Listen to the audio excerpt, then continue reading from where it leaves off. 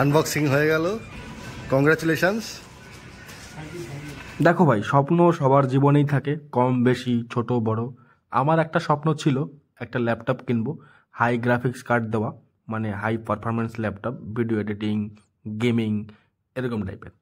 সেই স্বপ্নটাই আজকে আমার পূরণ হতে যাচ্ছে, মানে হয়ে গেছে অলরেডি। বিলিং কমপ্লিট, আনবক্সিং হয়ে গেছে আমার ল্যাপটপের, দেখতেই পাচ্ছ। এখানে যতগুলো ল্যাপটপ আছে সবগুলো হেভি ডিউটি ল্যাপটপ, এখান থেকেই আমি একটা নিলাম।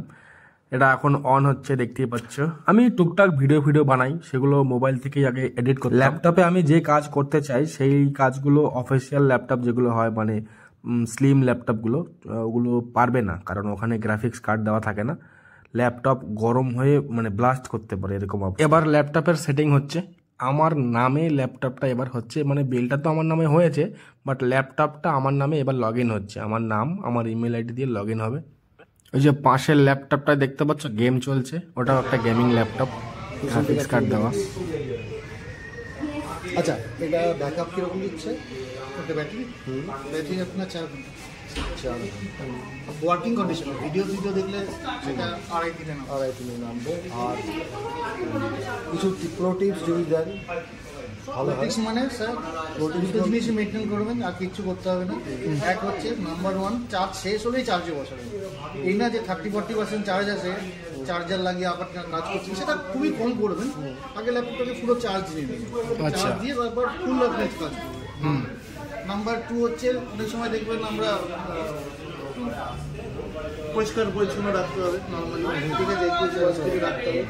আর কোনো সময় অন করা অবস্থায় বন্ধ করে দেবেন।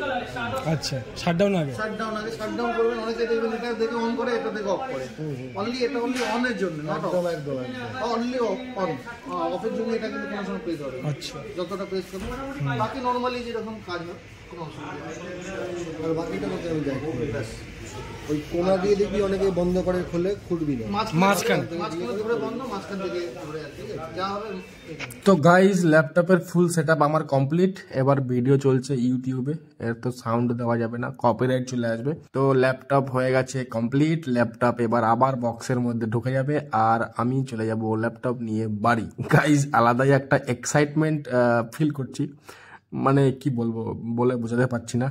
মানে স্বপ্ন পূরণ হলে যা হয়, আলাদাই ধরনের একটা অনুভূতি হচ্ছে ভিতরে এক্সাইটমেন্ট। এবার যেহেতু বাচ্চা নই, তাই বেশি লাফালাফি আর হই হুল্লোড় করাটাও সাজে না, তাই মানে চেপে রেখেছিলাম ওখানে দাঁড়িয়ে। মানে যখন এটা কেনা হয়ে গেছে আমার, তখন লোকজনের মধ্যে তো অতটা হুড়োহুড়ি লাফালাফি করা যায় না। চার্জার ফার্জার সব রয়েছে বক্সের মধ্যে ঢুকিয়ে দিল আবার। কিন্তু দুঃখের বিষয় হচ্ছে, একটা ব্যাগ দিল না। ব্যাগ বলছে আলাদা করে কিনতে হবে। এত টাকা ল্যাপটপ, একটা ব্যাগ দিতে পারলো না কোম্পানি। ছি, এটা খুব বাজে লাগলো আমার। আর বক্সটায় ধরারও কিছু নেই যে ধরে নিয়ে যাব, তাই বগলে করে তুলে নিয়ে যেতে হচ্ছে। ভাগ্যিস দুজন ছিলাম, বাইকে করে বসিয়ে নিয়ে যেতে পারবো, না হলে তো মুশকিল হয়ে যেত। এই হলো আমার বাইক। এটা তো তোমরা আগে অনেকে দেখেছো। পরপর দুটো স্বপ্ন পূরণ হলো, একটা বাইক আর একটা ল্যাপটপ কিনে নিলাম। এবার দেখা যাক ভিডিও করে তোমাদের ঠিক কতটা এনজয় দিতে পারি, কতটা ভালো লাগাতে পারি। চলো, দেখা হচ্ছে আবার পরে।